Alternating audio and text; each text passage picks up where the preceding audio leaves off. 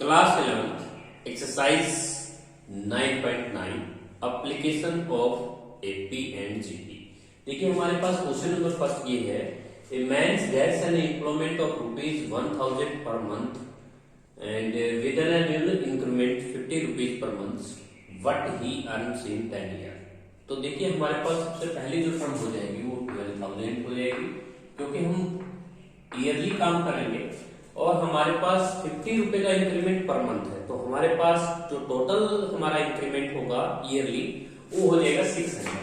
तो 12,600 next term हमारी हो जाएगी।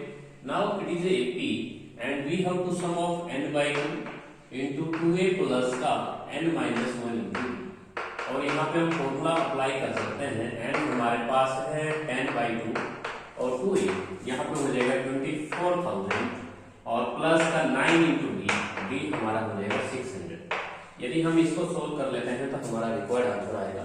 यहाँ पे 5 का हम कैंसिल कर देंगे और यहाँ पे हम फिर 5400 लिखेंगे और यहाँ पे हम इसमें ऐड करेंगे तो 5 मल्टीप्लाई 29 और 100 हो जाएगा और 400 500 5 हो जा और 5 9 जा और 47 5 टू जा 1,47,000 रुपीज हमारी अर्निंग हो जाएगी 10 ईयर में। Now question number second, a gentleman buys a cash certificate every year of value of exceeding the last year purchase by 25 rupees and कहता है आफ्टर 20 ईयर द टोटल ये value of the cash certificate is 7250। तो यहाँ पे हम formula apply करेंगे n/2। हम सबसे पहले मानेंगे लेट जो value of the cash certificate in first year, value of cash certificate, जो कैश सर्टिफिकेट का वैल्यू रहा है फर्स्ट ईयर, हम सपोज कर लेंगे ₹a। Next year value of cash certificate next second year, जो सेकेंड ईयर में जो वैल्यू आएगा हमारे पास वो आएगा a + 25। इस तरह से हम एपी बनाएंगे और यहाँ पे फॉर्मूला हम अप्लाई करेंगे 20/2 into 2a और प्लस का n-1 into d 19d और यहाँ पे d हमारे पास हम देख सकते हैं T2 में से यदि हम T1 को सब्ट्रैक्ट करेंगे a + 25 में से अगर हम a रिड्यूस करेंगे तो हमारे पास 25 आ जाएगा और यहाँ पे सम में गिवन है 7250। ये हमारे पास अब हम a को फाइंड आउट कर सकते हैं, 10 पे कैंसिल करेगा 28 और यहाँ पे हम 10 मल्टीप्लाई करेंगे 9 मल्टीप्लाई 25 0 और इक्वल टू 7250। यदि हम यहाँ पे 28 करते हैं और ये रिड्यूस करते हैं 5 जा और 9 तो कैरी लग जाएगा 92 जा 38 में अगर हम 47050 और 7250 एक बार फिर हम कर लेते हैं 9 2 जा 38 में अगर हम 9 जोड़ते हैं तो 9 47 बनता है। 28 इक्वल टू 7250 में से आप रिड्यूस कर देंगे 4750 तो हमारे पास जो कैश सर्टिफिकेट का मूल्य होगा वो हो जाएगा आपके पास 2500 मीन्स 20a इक्वल टू, यहाँ पे हम a से 10 से 10 कैंसिल कर सकते हैं 20a इक्वल टू 250 10 से 10 कैंसिल, a की वैल्यू आई हमारी 125 है। हमने क्वेश्चन को सोल्व किया है, जो हमारे फर्स्ट वैल्यू रही है कैश सर्टिफिकेट की वो 125 रही है। सेकंड क्वेश्चन पूछा है कि भाई इन द 13th ईयर क्या रहेगी। 13th ईयर में हम a + 20 लगा सकते हैं और a हमारे पास अभी हमने फाइंड आउट किया है 125 और d हमारा है 25। तो हम इसको मल्टीप्लाई करके 13th ईयर की कैश सर्टिफिकेट की वैल्यू बता सकते हैं कि 13th ईयर कैश सर्टिफिकेट कितने रुपीज में रहा है। ये थे हमारे क्वेश्चन नंबर 2। नेक्स्ट हमारे पास क्वेश्चन नंबर 6, क्वेश्चन नंबर 3 है, manufacturing makes 600 units in the 6th year. तो देखिए एक रेडियो मैन्युफैक्चरर होता है, manufacturer of radio sets manufacturing in the 6th year कहता है 600 यूनिट प्रोड्यूस करता है। क्वेश्चन नंबर 3, a+ का जो 5d है वो हम लेट करेंगे 6th ईयर में उसने 600 यूनिट प्रोड्यूस की है तो हम 6 टर्म मानेंगे a + 6d हम लिखेंगे a + 5d equal to 600। Next year 7th year में इसका है 700 unit A plus 6d equal to 700 unit. अब हम इन दोनों को डिफरेंस कर सकते हैं, माइनस माइनस माइनस माइनस का d इक्वल टू माइनस 100, तो d हमारे पास 100 हो जाएगा। d की वैल्यू अगर 100 यहाँ पे रखते हैं तो a भी 100 आएगा। हम लोग हमारे पास क्वेश्चन उसने 2 पूछे हैं। तो पहला क्वेश्चन उसने पूछा है कि हमारे पास in the production of first 7 year, production of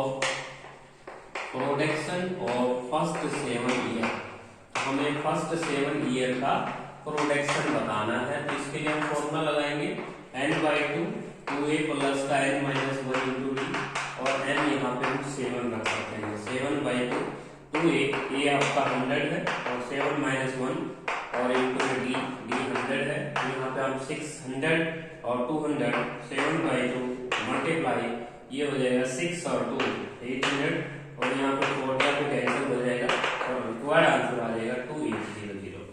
तो that is our required answer. तो नेक्स्ट हमारे पास क्वेश्चन है, क्वेश्चन नंबर 4। क्वेश्चन नंबर 4 में लिखता है a man has to pay to डेब्ट 3600 rupees and he heavy to pay 40 instalment in A P. तो हमारे पास क्वेश्चन नंबर 4 ये कहता है एक मैन ने 3600 रुपीज कर्ज पे लिया और वो इसको लौटाना चाहता है 40 इंस्टॉलमेंट में। 30 इंस्टॉलमेंट के बाद उसकी मृत्यु हो जाती है और उसके बाद उसने 1/3 ऑफ द डेट चुकाना उसका रह चुका था। इसके बाद 1/3 हम करेंगे। टोटल रुपीज हमारे पास इस क्वेश्चन में उसने जो कर्ज लिया था, he has to pay to debt 3600 rupees. अगर हम इस क्वेश्चन का 1/3 निकालते हैं तो 1/3 हमारे पास हो जाएगा 3600 मीन्स 1200 रुपीज।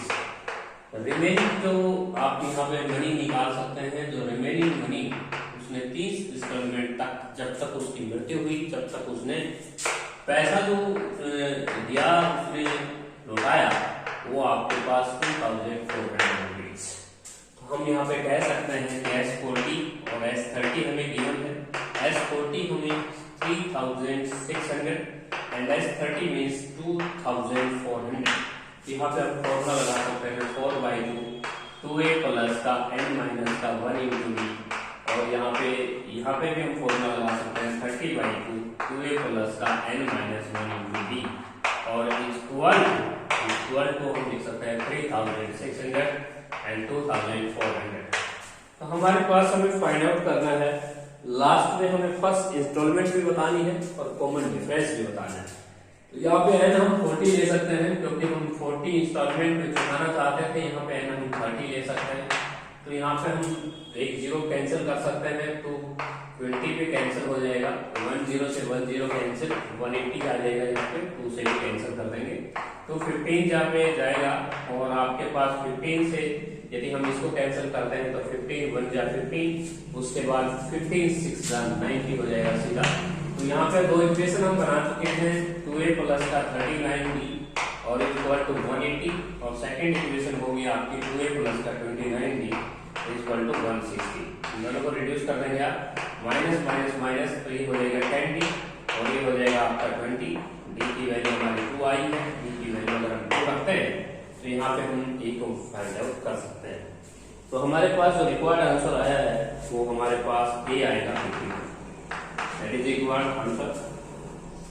देखिए क्वेश्चन ये था हमारे पास कि हम उस मैन ने जो कर्ज लिया था वो 3600, 1/3 उसका रिमेनिंग था। he has to pay 1200 rupees and after 3 installment he had died, means उसकी मृत्यु हो चुकी थी, लेकिन 30 इंस्टॉलमेंट के बाद उसने पैसा जो जमा कराया था वो 2400 रुपीज वो जमा करा चुका था।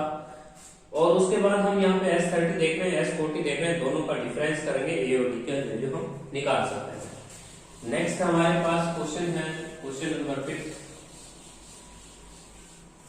क्वेश्चन नंबर 5 ये कहता है कि मैन जो है वो सबसे पहले ईयर जो मनी सेव करता है वो 32 करता है, नेक्स्ट ईयर वो 36 रुपीज सेविंग करता है सेकंड ईयर, और नेक्स्ट 40 रुपीज सेव कर रहा है। कहता है लास्ट में उसने टोटल जो रुपीज हैं वो 2000 रिमेनिंग पूछ रहा है कि इनका सम 2000 रुपीज वो कितने वर्ष में सेव कर लेगा। तो हमें n निकालना है। तो इसके लिए देखिए इट इज एपी, ये हमारे पास एपी बन चुकी है और एपी में हम फॉर्मूला लगाते हैं n/2 2a प्लस का n minus 1 into b equal to 2000। अब यहाँ पे n हम निकालना चाहते हैं तो 2a ये हो जाएगा 64 और यहाँ पे n आपके पास हो जाएगा, n हमें फाइंड आउट करना है, d हमारा 4 हो जाएगा। तो 2000 यहाँ पे अगर हम 2 को उधर लेके जाते हैं तो 64n प्लस का 4n स्क्वायर माइनस का 4n और इक्वल टू 4000। यदि हम इसको 4 से डिवाइड करते हैं तो n स्क्वायर माइनस का और यहाँ पे 4 से डिवाइड करें तो यहाँ पे हो जाएगा 16n और क्योंकि हम 4 से यहाँ डिवाइड कर चुके हैं यहाँ पे n हो जाएगा और माइनस का 1000 इक्वल टू 0 हो जाएगा। This is the quadratic equation n square plus 15n minus का 1000 इक्वल टू 0। यहाँ पे हम पेयर बनाना चाहते हैं तो देखिए हमारे पास जो पेयर होगा वो 40 और 25 हो जाएगा। 40n में से अगर हम 25n घटाएंगे तो 15n बचेगा और यहाँ पे n की जो वैल्यू है वो n प्लस का 40 और माइनस का 25 और n प्लस का 40। n जो है ईयर की जो वैल्यू है वो नेगेटिव में नहीं हो सकती, तो n माइनस 25 को 0 रखेंगे तो n की वैल्यू हो जाएगी हमारी 25। देखिए n हमारी वैल्यू हो रही है n इक्वल टू माइनस 40, लेकिन ईयर हमारे पास नेगेटिव नहीं हो सकता, वी रिजेक्ट इट। हम इसको इनकार करेंगे, इसको हम नहीं लेंगे, that is we reject it. Next हमारे पास क्वेश्चन है the average age of the student to the 11th class, sum हमें दे रखा है 168 ईयर एंड कहता है द यंगेस्ट जो यंगर स्टूडेंट है वो 8 ईयर ओल्ड है। यंगेस्ट क्वेश्चन नंबर 6 है, यंगेस्ट जो 8 ईयर ओल्ड है हमारे पास, यंगेस्ट स्टूडेंट्स एज हमारे पास दे रखा है 8 year old and sum of all the students in a class, sum of all ages of all students in a class is equal to 168 years. Find the number of the student, हमें number of the student find out करना है कि class में कितना student रहा है और इसमें जो कॉमन डिफरेंस दे रखा है हमारे पास वो 1/4 मंथ है। मीन्स कॉमन जो डिफरेंस दे रखा है एजेस का जो डिफरेंस है हर स्टूडेंट के बीच में वो दे रखा है इस क्वेश्चन में 4 मंथ्स। तो 4 मंथ्स को पहले ईयर बनाना होगा, तो इसको लिखना होगा आपको 4/12 मीन्स 1/3। इसको हम ईयर बनाएंगे तो 4 मंथ्स को अगर आप ईयर बना लेंगे तो काम चलेगा। n/2 2a प्लस का n minus 1 into d equal to 168 year और यहाँ पे n हम निकालना चाहते हैं n/2 2a, यहाँ पे हो जाएगा 60 प्लस का n माइनस 1 इंटू d और यहाँ पे 1/3 हम लेंगे क्योंकि हम मंथ्स को ईयर में कन्वर्ट करेंगे। यहाँ पे n/2 और यहाँ पे हम 3 ऐसे ले लेंगे 48 प्लस का n माइनस 1/3 और इज इक्वल टू 168। यदि हम इनको 2 से यहाँ पे 6 से मल्टीप्लाई करते हैं तो यह आता है n स्क्वायर प्लस का 14n और यहाँ पे आपके पास 41 माइनस n की मल्टीप्लाई हमने की है 14n plus n square minus n और इक्वल टू हो जाएगा 168 मल्टीप्लाई 6। तो n स्क्वायर प्लस का 47n और यहाँ पे 6 8 जा 48 और उसके बाद 6 6 जा 36 और 0 हो जाएगा 4 6 1 जा 108 इक्वल टू 0। तो यहाँ पे हम पेयर बनाना शुरू करेंगे।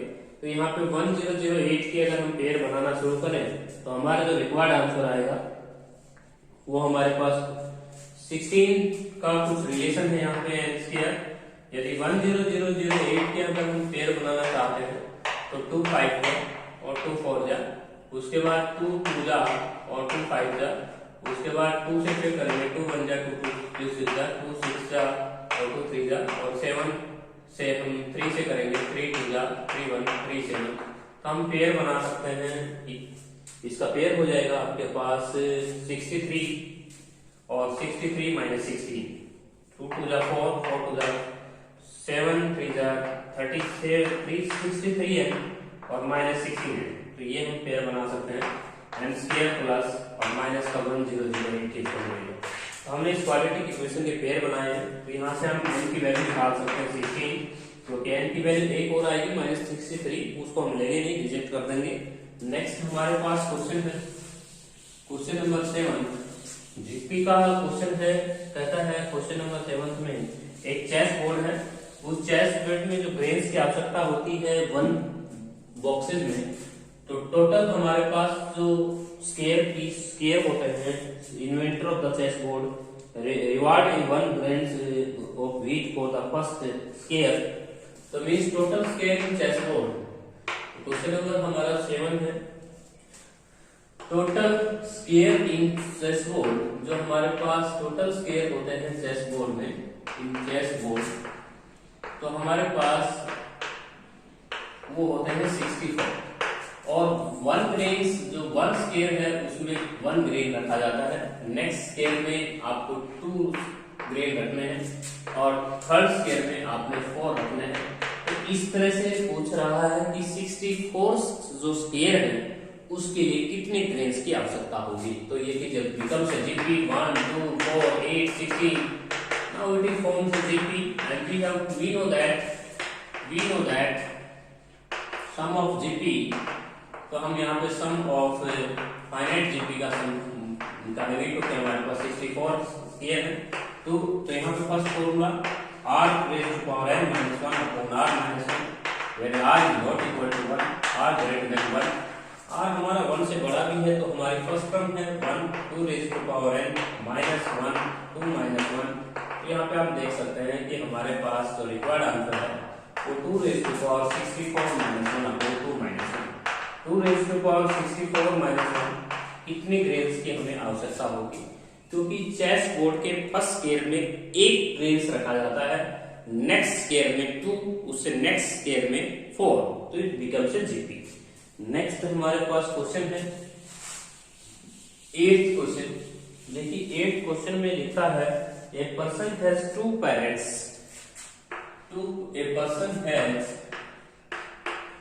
a person has 2 parents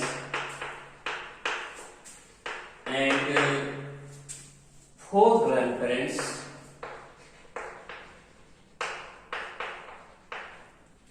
and 8 great grandparents, 8 great grandparents। तो कहता है ऐसी उसकी अगर 10 पीढ़ियां हो जाएं, 10 जनरेशन हो जाएं, तो उसके परिवार में टोटल लोगों की संख्या कितनी होगी। तो हमें 10 जनरेशन तक निकालना है, 10 जनरेशन तक, 10 पीढ़ियों तक के यदि ऐसी प्रोसेस चलते रहे तो 10 जनरेशन तक हमें उसके परिवार में टोटल सदस्यों की संख्या बतानी है। तो ये becomes GP 2 4 8 and 16 and it is a GP and 5। तो हमारे पास यहाँ फॉर्मूला हम निकाल सकते हैं। We know that sum of N GP का हम सम का फॉर्मूला जाने फाइनाइट जीपी के लिए a raised to power n minus 1 upon r minus 1। तो ये हमारी 2 है, 2 raised to power 10 और माइनस का 1 upon 2 minus 1 मीन्स 2 मल्टीप्लाई, ये हो जाएगा 1024 माइनस 1 upon 2 minus 1 मीन्स हो जाएगा 1023 मल्टीप्लाई टू 2046। इसके 10 जनरेशन तक अगर ऐसी प्रोसेस चलती रही तो उसकी 10 पीढ़ियों में जो सदस्यों की संख्या होगी वो 2046 होगी।